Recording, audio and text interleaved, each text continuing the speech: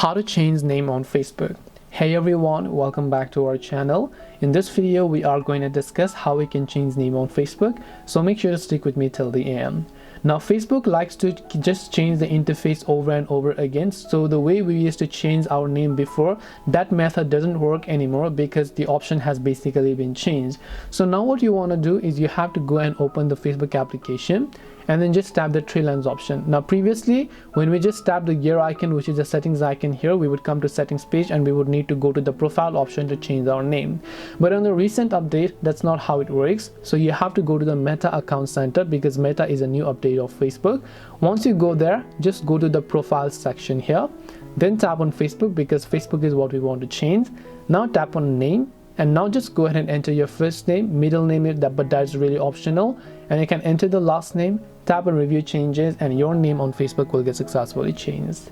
That's all it takes to change name on Facebook. Hope this video was helpful. If you have any questions, feel free to leave them down. Thank you for watching and see you in the next video.